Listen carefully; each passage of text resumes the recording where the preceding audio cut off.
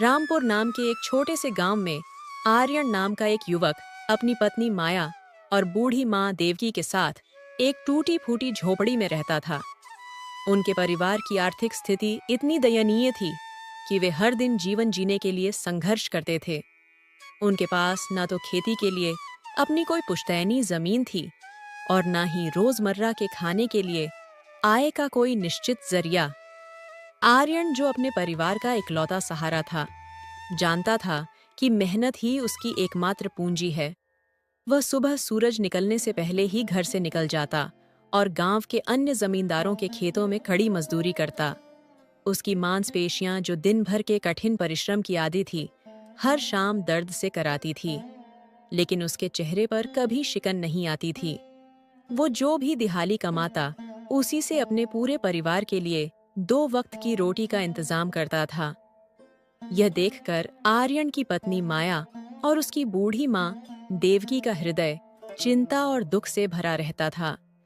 सीता, मेरा मन बहुत घबरा रहा है। हमारे पास ना सिर छिपाने के लिए एक पक्की छत है, ना ही अपनी कोई जमीन। मेरा जवान बेटा, जिसे राजाओं की तरह रहना चाहिए, दिन भर दूसरों के खेतों में कठपुतली की तरह नाचता है।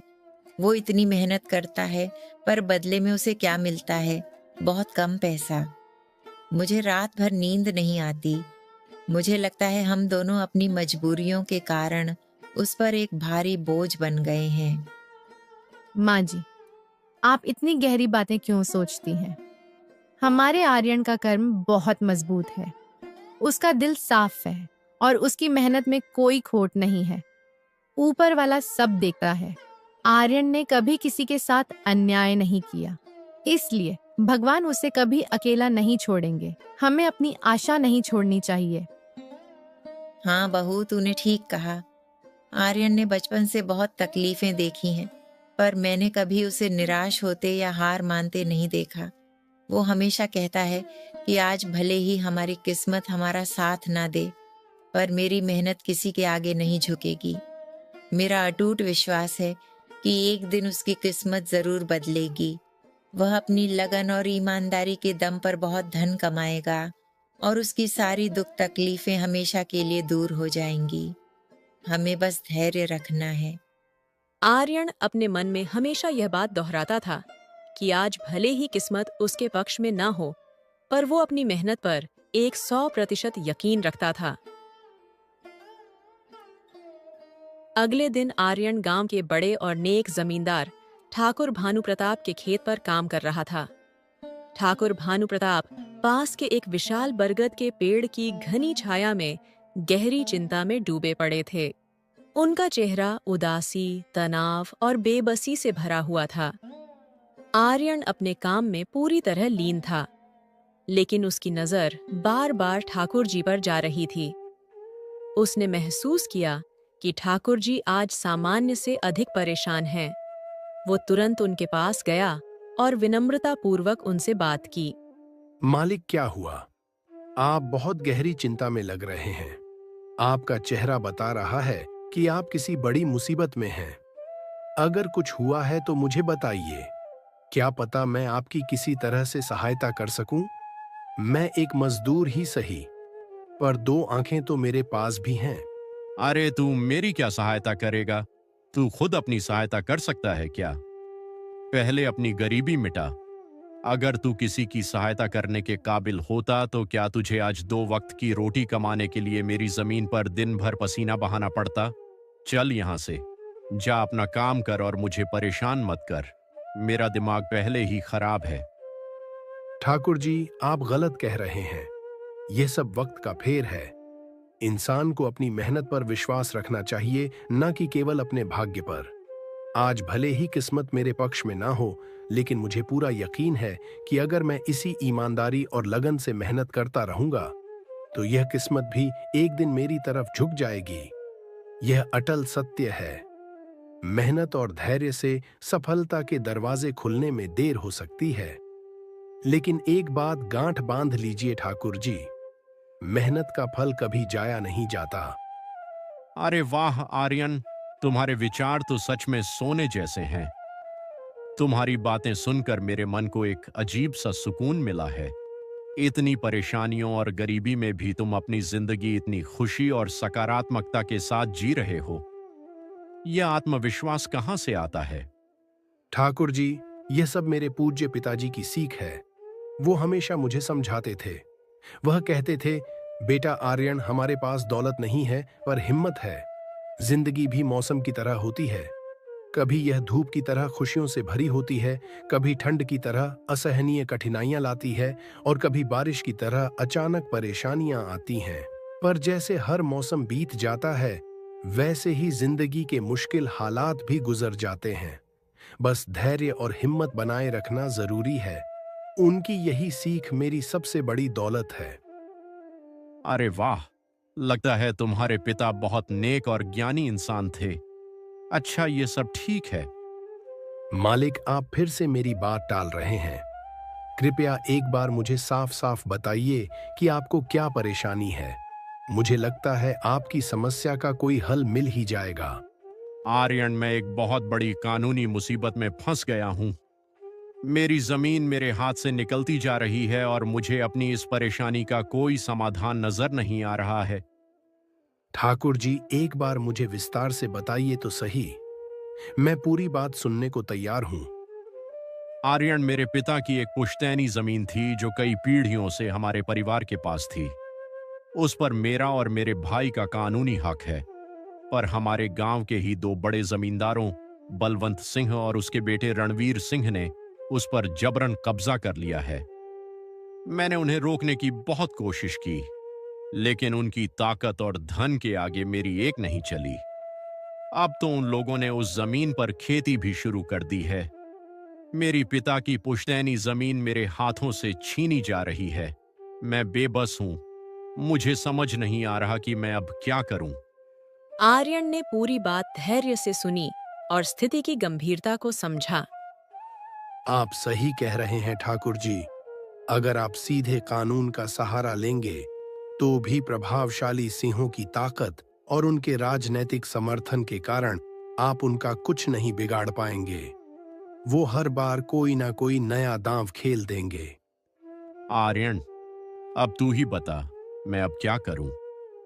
मैं तो सोच सोच कर थक गया हूं। मेरी पुश्तैनी जमीन छीनी जा रही है और मैं कुछ भी नहीं कर पा रहा। शायद मेरे नसीब में यही लिखा है। आर्यन ने कुछ देर तक गहराई से सोचा। यह समस्या बल से नहीं, बल्कि बुद्धि से हल की जा सकती थी। उसे एक ऐसा जाल बिछाना था जिसमें बलवंत सिंह और रणवीर सिंह खुद फंस जाएं। मालिक, आप बिल्कुल चिंता मत कीजिए। हर मुश्किल का कोई ना कोई रास्ता जरूर होता है। अगर आप चाहें तो मेरे पास एक अनोखी तरकीब है जिससे आप अपनी जमीन वापस पा सकते हैं। पर इसके लिए आपको धैर्य रखना होगा और मेरी हर बात माननी होगी। अगर ऐसा कोई तरीका है तो जल्दी बताओ आर्यन। वो क्या तरकीब है? मैं सब करने को तैयार हूं। आर्यन ने ठाकुर भानु प्रताप को अपनी पूरी गुप्त योजना बहुत ही सावधानी और गोपनीयता से समझाई। उन्होंने विस्तार से बताया कि कैसे उन्हें सिंहों का विश्वास जीतना होगा और कैसे उन्हें जाल में फंसाना होगा। अरे वाह आर्यन, तुम तो दिमाग के धनी हो। मैंने कभी सोचा भी नहीं था कि एक मजदूर के पास ऐसी गहरी सूझबूझ हो सकती है। तुमने तो बहुत असरदार तरकीब बताई है।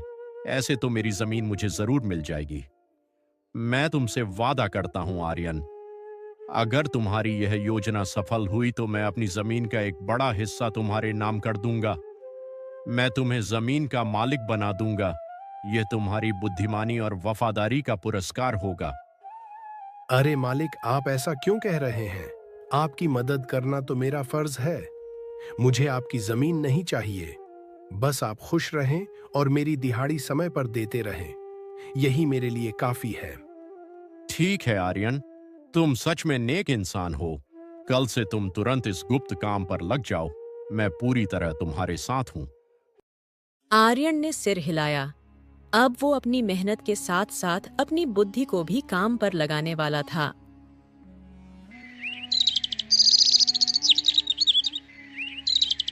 अगले दिन आर्यन अपनी योजना के अनुसार आत्मविश्वास के साथ बलवंत सिंह और रणवीर सिंह के कब्जे वाली जमीन पर पहुंचा। आर्यन ने विनम्रता और मासूमियत भरा चेहरा बनाकर सिंहों को प्रणाम किया। नमस्कार बलवंत साहब, मैं यहाँ से गुजर रहा था तो गांव के कुछ भले लोगों ने बताया कि आपके यहाँ काम के लिए मजदूरों की जरूरत है। मैं एक ईमानदार और मेहनती मजदूर हूँ। क्या आपके यहाँ मुझे भी कोई काम मिल सकता है? मैं किसी भी तरह का काम कर सकता हूँ। अरे कौन हो तुम? तुमसे किसने कह दिया कि यहाँ मजदूर की जरूरत है? तुम्हें झूठी खबर मिली है। यहाँ किसी भी बाहरी मजदूर की जरूरत नहीं है। जा किसी और गांव में काम ढूंढ। बलवंत साहब, मैं एक मजदूर हूँ। मैं इसी रामपुर गांव के पास एक छोटी सी बस्ती में रहता हूँ। काम की तलाश में हर दिन इधर उधर भटकता हूँ। मेरी बूढ़ी माँ और पत्नी घर पर है। काम नहीं करूंगा तो उन्हें खाना कैसे मिलेगा? मैं खेती का सारा काम जानता हूँ। मुझे एक मौका दीजिए, मैं आपको निराश नहीं करूंगा। ये तो ठीक है, पर हमारे यहाँ फिलहाल कोई काम नहीं है। तुम जाओ, हर जगह अपनी किस्मत आजमाओ। आर्यन ने तुरंत अपनी योजना के अनुसार हार मानने का नाटक किया, लेकिन अपनी अगली बात से सिंहों को चौंका दिया। अच्छा, मुझे लगता है कि ठाकुर भानु प्रताप आपके बारे में सही कह रहे थे। मुझे यहाँ नहीं आना चाहिए था। क्या ठाकुर भानु प्रताप ने हमारे बारे में क्या कहा? सच सच बताओ। अरे नहीं बलवंत साहब, कुछ नहीं। वो तो बस पुरानी बातें हैं। चलिए मैं चलता हूँ। आपके यहाँ तो कोई काम नहीं है। मैं अपने लिए कहीं और कोई काम देख लेता हूँ। आप मेरी बातों पर ध्यान मत दीजिए।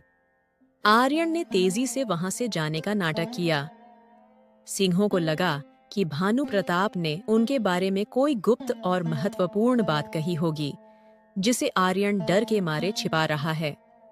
अरे भाई, इधर आओ। सुनो, शायद तुम्हारे लिए हमारे पास कोई काम हो सकता है, पर पहले तुम मुझे साफ साफ बताओ कि ठाकुर भानु प्रताप ने हमारे बारे में क्या कहा। धन्यवाद साहब, मैं आपकी हर आज्ञा मानने को तैयार हूँ। बताइए क्या काम है? काम तो हम तुम्हें बता देंगे, पर पहले ये बताओ कि ठाकुर भानु प्रताप हमारे बारे में क्या कह रहा था। पूरी सच्चाई बताओ, नहीं तो अच्छा नहीं होगा। आर्यन ने अब अपना मास्टर क्लास अभिनय शुरू किया। उसने शिकायत भरे स्वर में ठाकुर भानु प्रताप की बुराई करना शुरू कर दिया, जिससे सिंहों का विश्वास जीता जा सके।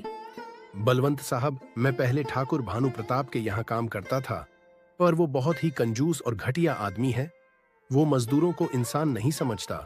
मैं उनके यहाँ दिन रात काम करता, खून पसीना बहाता, पर इतनी मेहनत करने के बाद भी वो मेरी सही मजदूरी नहीं देता था। वो हमेशा मेरे पैसे काट लेता था। इस अन्याय के कारण कल मेरी उससे जमकर बहस हो गई थी और मैंने तय कर लिया कि मैं अब उसके यहाँ कभी काम नहीं करूंगा। फिर क्या हुआ? जब तुम्हारी उससे बहस हो रही थी, तब उसने हमारे बारे में क्या कहा? जब मेरी ठाकुर भानु प्रताप से बहस हो रही थी, तब उसने मुझे गरम गरम बातें सुनाई। उसने मुझे ताने मारे कि पूरे गांव में मुझसे ज्यादा मजदूरी कोई नहीं देता। तो मैंने भी गुस्से में कह दिया कि गांव के सबसे बड़े जमींदार बलवंत सिंह और उनके बेटे रणवीर सिंह सबसे अच्छी मजदूरी देते हैं, इसीलिए उनके यहाँ हमेशा काम करने वालों की कतार लगी रहती है। बस यही बात सुनकर वह गुस्से से लाल हो गया था। बलवंत सिंह और रणवीर सिंह आर्यन की चापलूसी सुनकर फूले नहीं समाये। उनका अहंकार संतुष्ट हो गया। उन्हें लगा कि आर्यन उनका शुभ चिंतक है। हाँ भाई, बिल्कुल सही कहा था तुमने। आखिर हम गांव के सबसे बड़े और उदार जमींदार हैं। ये हमारा फर्ज है कि जो भी मजदूर हमारे यहाँ काम करता है, उसे उसकी मेहनत के हिसाब से सही और सम्मानजनक मजदूरी मिले। हम भानु प्रताप जैसे कंजूस नहीं हैं। वाह बलवंत साहब, आपने बहुत अच्छी बात कही। ठाकुर भानु प्रताप कभी भी आपकी बराबरी नहीं कर सकता, ना धन दौलत में और ना ही सोच में। वो तो शायद आपके जितना उदार बनना भी नहीं जानता। गांव के सभी मजदूर आपकी पढ़ाई करते हैं, तभी तो मैं भी यहाँ काम मांगने आया हूँ। बलवंत सिंह और रणवीर सिंह आर्यन की झूठी प्रशंसा में पूरी तरह फंस गए। उन्होंने तुरंत उसे अपने यहाँ काम पर रख लिया। चलो अब काम की बात करते हैं। तुम हमें ईमानदार और मेहनती लगे। हमें अपने खेत पर काम करने के लिए तुम्हारे जैसे ही एक वफादार मजदूर की जरूरत है। कल से ही काम पर आ जाना। तुम्हारी मजदूरी हम समय से पहले देंगे। बहुत बहुत धन्यवाद बलवंत साहब। मैं आपको कभी शिकायत का मौका नहीं दूंगा। मैं आपकी सेवा में हाजिर हूं। कुछ दिन ऐसे ही बीत गए। आर्यन ने खेत पर असाधारण मेहनत की। वो लगन और ऊर्जा से काम करता था, जिसे देखकर अन्य मजदूर भी हैरान रह जाते थे। वो अकेले ही 4-4 लोगों का काम कर देता था, ताकि सिंहों का विश्वास और भी मजबूत हो जाए। रणवीर बेटा, यह आर्यन तो किसी वरदान से कम नहीं है। यह अकेले ही 4 लोगों का काम कर देता है। हमने इसे रोककर बहुत अच्छा किया, वरना यह तो किसी और के पास चला जाता। अब काम दुगनी रफ्तार से हो रहा है। हाँ पिताजी, आप सही कह रहे हैं। आर्यन बहुत मेहनती है और सीधा साधा भी लगता है।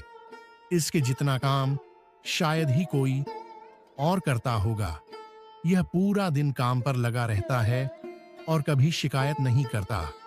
हम इस पर पूरा भरोसा कर सकते हैं। आर्यन की अथक लगन और जबरदस्त काम ने बलवंत सिंह और रणवीर सिंह का पूरा विश्वास जीत लिया। अब उन्हें आर्यन पर रत्ती भर भी शक नहीं रहा।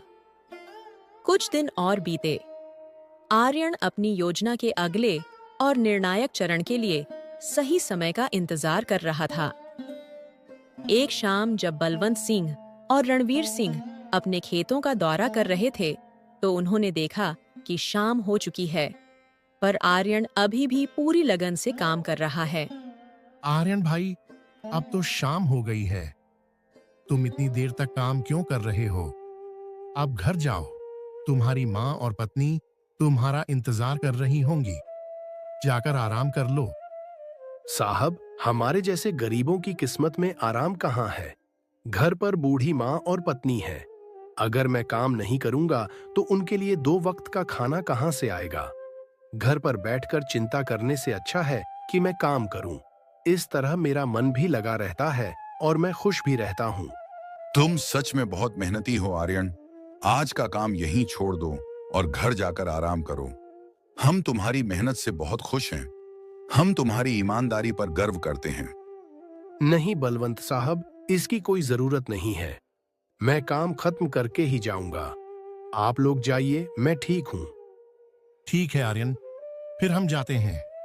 जब तुम्हारा मन करे काम खत्म करके अपने घर चले जाना। हमें तुम पर पूरा भरोसा है। अब यह खेत तुम्हारे भरोसे है। इसके बाद बलवंत सिंह और रणवीर सिंह पूरी तरह विश्वास के साथ खेत को आर्यन के भरोसे छोड़कर वहां से चले गए। आर्यन ने उनके जाते ही अपनी गुप्त योजना के सबसे महत्वपूर्ण चरण पर काम करना शुरू कर दिया, जिसके बारे में किसी को भी पता नहीं। अगली सुबह बलवंत सिंह और रणवीर सिंह जब अपने उस खेत पर पहुंचे, तो वहां का दृश्य देखकर उनके होश उड़ गए। बीच में पुलिस वाले खड़े थे, जो जमीन की जांच पड़ताल कर रहे थे। पुलिस को देखकर दोनों बाप बेटे घबरा गए। उनके मन में अज्ञात भय ने जन्म लिया। वे तुरंत दौड़ते हुए वहां पहुंचे। क्या हुआ थानेदार साहब? आप यहाँ क्यों खड़े हैं? क्या हमारी जमीन पर कोई सरकारी काम चल रहा है? आप यहाँ क्या कर रहे हैं? हमें साफ साफ बताइए। क्या यह जमीन तुम दोनों बाप बेटों की है? तुम ही हो इस गांव के बलवंत सिंह और रणवीर सिंह? हाँ थानेदार साहब, यह जमीन हमारी है। हम इस जमीन के मालिक हैं। हम ही इस पर खेती कर रहे हैं। क्या हुआ? किस लिए इतनी बड़ी जांच हो रही है? अगर यह जमीन तुम्हारी है तो तुम दोनों को अब कानून का सामना करना पड़ेगा। तुम दोनों को अब गिरफ्तार करके जेल में डालना पड़ेगा। तुम जैसे जमींदारों का यही हश्र होना चाहिए। यह क्या कह रहे हैं थानेदार साहब? हमें कुछ भी समझ नहीं आ रहा है। हम पर कौन सा जुर्म लगा रहे हैं आप? हमने ऐसा क्या किया है कि हमें जेल जाना पड़ेगा? अब मासूम बनने का नाटक मत करो। तुम दोनों बहुत अच्छे से जानते हो कि क्या हुआ है। वो देखो, तुम्हारी जमीन में क्या घड़ा मिला है। थानेदार के कहते ही दोनों बाप बेटों ने उस जगह की तरफ देखा, जहां पुलिस वालों ने जमीन की खुदाई की थी। वहां उनकी जमीन से एक मानव कंकाल, सिर्फ हड्डियां और पुराने कपड़े दबा हुआ था, जिसे पुलिस ने आधा बाहर निकाल दिया था। वहां का दृश्य भयानक और दिल दहला देने वाला था। यह देखते ही दोनों बाप बेटे डर के मारे वहीं बेजान खड़े रह गए। उनके चेहरे का रंग उड़ गया। थानेदार साहब, ये किसकी लाश है और ये हमारे खेत में कैसे आ गई? हमें सच में कुछ नहीं पता। आप झूठ बोलने की हिम्मत मत करना। पहले लोगों को मारो, फिर उन्हें अपनी ही जमीन में गाड़ दो, और अब कह रहे हो कि यह क्या है? गांव में सबको पता है कि तुम दोनों कितने जालिम हो। मुझे सब पता है। नहीं थानेदार साहब, मैं कसम खाता हूँ, हमें नहीं पता कि यह कंकाल किसका है और इसे यहाँ किसने दबाया है। हम तो यहाँ कल शाम तक काम कर रहे थे, तब ऐसा कुछ नहीं था। अब झूठ का सहारा मत लो, सबूत तुम्हारे सामने। अगर तुम दोनों का यह जुर्म साबित हो गया तो फांसी की सजा नहीं मिली तो कम से कम उम्र कैद तो जरूर मिलेगी। तुम्हारी जमींदारी भी चली जाएगी और जान भी जाएगी। फांसी और उम्र कैद की बात सुनकर दोनों बाप बेटों के होश ठिकाने आ गए। वे डर के मारे थानेदार के सामने गिड़गिड़ाने लगे। थानेदार साहब, हम इस कंकाल के बारे में कुछ नहीं जानते। हमें नहीं पता यह लाश किसकी है। तभी वहां आर्यन आ जाता है। उसने एक आश्चर्यचकित और चिंताग्रस्त होने का अभिनय किया। अरे बलवंत साहब, ये सब क्या हो रहा है? यह पुलिस यहाँ क्यों आई है? क्या कोई बड़ी दुर्घटना हो गई है? आर्यन, देखो, पता नहीं कहां से हमारी जमीन में यह मानव कंकाल निकल आया है और थानेदार साहब को लगता है कि यह जुर्म हमने किया है। मालिक, यह तो बहुत गंभीर बात है। यह कंकाल यहाँ कहां से आ गया? अगर पुलिस ने जांच कर ली तो आप दोनों बड़ी मुसीबत में फंस जाएंगे। यह तो हत्या का मामला है। हाँ आर्यन, अब तू ही कोई उपाय सोच। हम दोनों को जेल जाने से बचा ले। हमें बाहर निकाल इस मुसीबत से। अब कोई नई कहानी मत बनाओ। मैं तुम्हें आखिरी मौका दे रहा हूं। तुम दोनों बाप बेटों में से कोई एक तो जरूर जेल जाएगा। अब तुम ही तय करो कि जेल कौन जाएगा। थानेदार साहब, बस थोड़ा सा समय दीजिए, हम आपस में बात कर लें। हमें फैसला करने दीजिए। मैं बस 5 मिनट देता हूं, जल्दी से फैसला करो, कौन जाएगा जेल। आर्यन, बलवंत सिंह और रणवीर सिंह थोड़ी दूरी पर जाकर गुप्त रूप से विचार विमर्श करने लगे। देखिए मालिक, दोनों के फंसने से अच्छा है कि कोई एक फंसे। लेकिन दोनों में से कोई भी जेल गया तो बाकियों को बचाने के लिए बाहर कोई नहीं बचेगा। आपको एक ऐसी तरकीब सोचनी होगी जिससे दोनों बच जाएं। हम दोनों में से कोई भी जेल नहीं जाना चाहता। आर्यन भाई, तू ही रास्ता निकाल, हमें बाहर निकाल। हम तुझे मुंह मांगा इनाम देंगे। मालिक, कंकाल को देखकर ऐसा लगता है कि इसे काफी महीने पहले जमीन में दबाया गया होगा। आप मुझे सच बताइए, यह जमीन कितने समय पहले आपने ली थी? बलवंत सिंह फांसी के डर से पूरी तरह टूट चुका था और उसने आर्यन को अपना हितैषी मानकर सच्चाई उगल दी। देखो आर्यन भाई, सच कहूं तो यह जमीन हमने कुछ महीने पहले ही ठाकुर भानु प्रताप से धोखे से हड़प ली थी। जब यह लाश यहाँ दबी तब यह जमीन हमारी नहीं थी। क्या क्या कहा मालिक आपने? यह जमीन हड़पी थी? मुझे कुछ समझ नहीं आ रहा। ये कितने दिन पहले हुआ?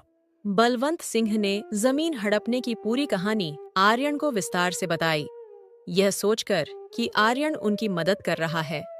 पूरी कहानी सुनने के बाद आर्यन ने अपना मास्टर प्लान चला दिया, जो ठाकुर भानु प्रताप के साथ मिलकर तय किया गया था। मालिक, मेरे पास एक अचूक तरकीब है जिससे आप तुरंत इस मुसीबत से बाहर आ जाएंगे। यह तरकीब है जिम्मेदारी बदल देने की। जल्दी बताओ आर्यन भाई, हमें कुछ समझ नहीं आ रहा है। हमें बाहर निकालो। आप सबसे पहले जाकर थानेदार को बताइए कि यह जमीन ठाकुर भानु प्रताप की है। आप उनसे बोलिए कि हमने तो बस कुछ महीने पहले ही यह जमीन काम करने के लिए उनसे ली थी। आप उनसे कहिए कि जब यह लाश यहाँ दबी होगी तब इस जमीन के मालिक ठाकुर भानु प्रताप थे, आप नहीं। अरे आर्यन, लेकिन इससे तो हमारी जमीन हमसे छीन जाएगी। नहीं मालिक, आप मेरी तरकीब का फायदा देखिए। जब आप थानेदार को बताएंगे कि यह जमीन ठाकुर भानु प्रताप की है तो पुलिस किसे गिरफ्तार करेगी? ठाकुर भानु प्रताप को। और जब भानु प्रताप जेल चला जाएगा तब आप लोग फिर से जमीन पर कब्जा कर सकते हैं। इससे आप लोग भी जेल जाने से बच जाओगे और जमीन भी आपके पास रहेगी। आर्यन की बुद्धिमानी से भरे तर्क सुनकर दोनों बाप बेटे हैरान रह गए। वाह आर्यन भाई, तुम सच में हमारे वफादार हो। हमें तुम्हारी मेहनत पर विश्वास था, पर तुम्हारी बुद्धि तो लाजवाब है। चलो रणवीर, हमें यही करना होगा। इसके बाद दोनों बाप बेटे दौड़ते हुए थानेदार के पास गए और आर्यन द्वारा बताई गई झूठी कहानी दोहराने लगे। थानेदार साहब, हमें माफ कर दीजिए। हम आपसे सच छिपा रहे थे। यह जमीन हमारी नहीं है। हमने तो कुछ महीने पहले ही काम करने के लिए यह खेत ठाकुर भानु प्रताप से लिया था। जब यह लाश यहाँ दबी होगी तब इस जमीन के मालिक ठाकुर भानु प्रताप थे। जब खुद फंस गए हो तो अब किसी और नेक इंसान को फंसा के अपनी जान बचाना चाहते हो। तुम लोगों का लालच जगजाहिर है, मुझे सब पता है। थानेदार साहब, अगर आपको हमारी बात पर यकीन नहीं हो रहा तो आप हमारे मजदूर आर्यन से पूछ लीजिए। वो हमारे साथ बस कुछ दिनों से ही काम कर रहा है। इससे पहले वो ठाकुर भानु प्रताप के यहाँ काम करता था। बोलो आर्यन, ये जमीन किसकी है? हाँ थानेदार साहब, मैं सच कह रहा हूँ। यह जमीन ठाकुर भानु प्रताप की है। इन सिंहों ने तो बस कुछ समय से इस जमीन पर खेती कराना शुरू किया है। आर्यन, तुम एक काम करो, जाओ और ठाकुर भानु प्रताप को बुलाकर लेकर आओ। मुझे उनसे बात करनी है। आर्यन तुरंत जाकर ठाकुर भानु प्रताप को बुला लेता है, परंतु ठाकुर भानु प्रताप अपने साथ गांव के मुखिया को भी जरूरी सबूत के तौर पर अपने साथ ले आते हैं। यह सब क्या चल रहा है? यहाँ पुलिस क्यों खड़ी है? क्या यह ठाकुर भानु प्रताप की जमीन है या इन सिंहों की? सही सही बताओ। देखिए मुखिया जी, इन दोनों बलवंत सिंह और रणवीर सिंह की जमीन से एक मानव कंकाल निकला है और अब यह लोग झूठ बोल रहे हैं कि यह जमीन इनकी नहीं है, बल्कि ठाकुर भानु प्रताप की है। ये अपनी जान बचाने के लिए एक नेक इंसान को फंसाना चाह रहे हैं। नहीं मुखिया जी, यह जमीन हमारी नहीं है। हम यहाँ बस कुछ समय से काम कर रहे हैं। आप हमारे मजदूर आर्यन से पूछ लीजिए। यह ठाकुर भानु प्रताप की ही जमीन है। हमें माफ कर दीजिए। थानेदार साहब, मुझे लगता है इन लोगों ने झूठ बोला है। यह जमीन तो हमेशा से ठाकुर भानु प्रताप की ही रही है। आप जांच करवाइए। मुखिया जी, मैं कैसे मान लूं कि यह जमीन भानु प्रताप की है? हमारे यहाँ के रिकॉर्ड तो कह रहे थे कि इस जमीन पर केस चल रहा है और इस जमीन पर बलवंत सिंह का कब्जा था। अब तुम कह रहे हो कि यह जमीन भानु प्रताप की है। नहीं थानेदार साहब, हमसे बड़ी गलती हो गई। हमने लालच में आकर ठाकुर भानु प्रताप के साथ धोखा किया था। हम बस इस जमीन को हड़पना चाह रहे थे, लेकिन अब हमें यह जमीन नहीं चाहिए। हमें फांसी मत दीजिए, हम अपना केस वापस ले लेंगे। यह जमीन ठाकुर भानु प्रताप की है। थानेदार साहब, आप जाइए, बाकी का काम अब हम संभाल लेंगे। मुखिया के कहने पर और सिंहों का अपराध कबूल करने पर थानेदार वहां से चला जाता है। ठाकुर भानु प्रताप, अब बताओ यह कंकाल यहाँ कैसे आया? तुम सच सच बताओ, तुमने किसे मारकर यहाँ गाड़ा है? अरे मुखिया साहब, यह तो नकली कंकाल है। इन दोनों ने मेरी जमीन हड़प ली थी। मैंने और आर्यन ने मिलकर यह तरकीब सोची थी ताकि इन दोनों से सच्चाई उगलवा सकें। मैंने आर्यन को अपने विश्वास पात्र के रूप में उनके पास भेजा था। यह सब हम दोनों की मिली भगत थी, इन लोगों के मुंह से सच निकलवाने के लिए। अब इन्होंने खुद मान लिया है कि इन्होंने कब्जा किया था। आर्यन को इस योजना में शामिल देखकर दोनों बाप बेटों को समझ आ गया कि यह सब ठाकुर भानु प्रताप और आर्यन की गहरी चाल थी। अब उनके पास अपनी गलती मानने के सिवा कोई चारा नहीं था। हमें माफ कर दीजिए मुखिया जी और भानु प्रताप जी, हम लालच में आ गए थे। हमें माफ कर दीजिए। हम आज के बाद यह गलती कभी नहीं करेंगे और यह जमीन भी ठाकुर भानु प्रताप को तुरंत वापस दे देंगे। हमें जेल मत भेजिए। चौधरी विक्रम सिंह और चौधरी सूरज सिंह दोनों मुखिया और सेठ कुंदन लाल से माफी मांगने लगे। दोनों को इतना पश्चाताप में डूबा देख ठाकुर भानु प्रताप का दिल पिघल गया और उन्होंने उन्हें माफ कर दिया। मुखिया ने भी उन्हें जेल नहीं भेजा और ठाकुर भानु प्रताप ने अपना केस वापस ले लिया। आखिर में ठाकुर भानु प्रताप ने आर्यन को बुलाया और अपना सबसे बड़ा वादा पूरा किया। आर्यन, तुमने मेरी पुश्तैनी जमीन वापस दिलाई, तुमने मेरी इज्जत बचाई, यह तुम्हारा हक है।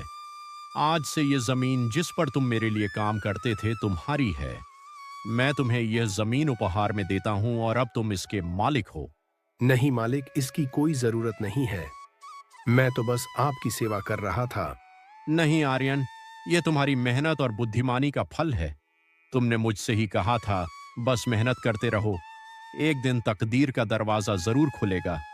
तो समझो तुम्हारी तकदीर का दरवाजा खुल चुका है। अब तुम भी जमीन के मालिक हो। अब से तुम्हें किसी और की यहाँ मजदूरी करने की जरूरत नहीं पड़ेगी। इस तरह आर्यन ने अपनी मेहनत और बुद्धिमानी से ठाकुर भानु प्रताप को उनकी जमीन वापस दिलाई और दोनों धोखेबाज सिन्हों को भी बुद्धि से सबक सिखाया।